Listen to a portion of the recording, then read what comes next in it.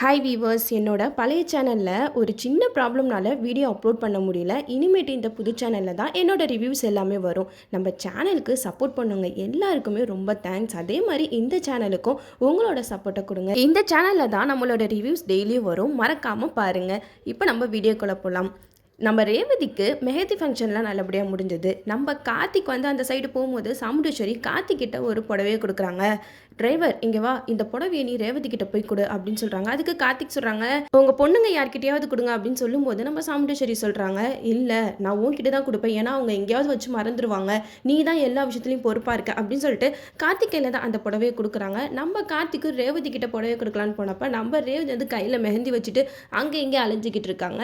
அப்போ நம்ம ரேவதிக்கு கால் வருது. அப்போ நம்ம கார்த்திக்கிட்ட கேட்குறாங்க, எனக்கு ஒரே ஒரு ஹெல்ப் பண்ணுறீங்களா, எனக்கு ஒரு ஃபோன் கால் வருது, அதை அட்டன் பண்ணி என் காதில் மட்டும் வைங்க, நான் பேசுகிறேன் அப்படின்னு சொன்னோன்னே நம்ம கார்த்திக் வந்து அட்டன் பண்ணி ரேவதி காதில் வைக்கிறாங்க.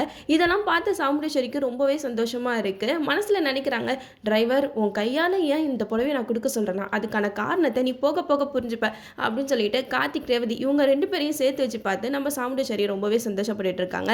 இந்த சைடு இதெல்லாம் பார்த்தா மாயா வந்து செம்மையாக வயிற்றுச்சலாக அழுதுகிட்டு இருக்காங்க.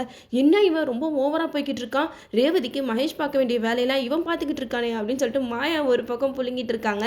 இந்த சைடு ரேவதி வந்து தாகடிக்கிறது கொஞ்சம் தண்ணி கொடுக்குறீங்களா அப்படிங்கிற மாதிரி நம்ம கார்த்திக்கிட்ட தண்ணியெல்லாம் வாங்கி குடிக்கிறாங்க. இதெல்லாம் பார்க்கும்போதே சூப்பராக இருக்குது. இதுக்கப்புறமா கண்டிப்பாக மேரேஜ் சீன் தான் வரும். இந்த மேரேஜ் சீனில் என்னென்ன அலப்பறெல்லாம் பண்ண போகிறாங்கன்னு தெரியல.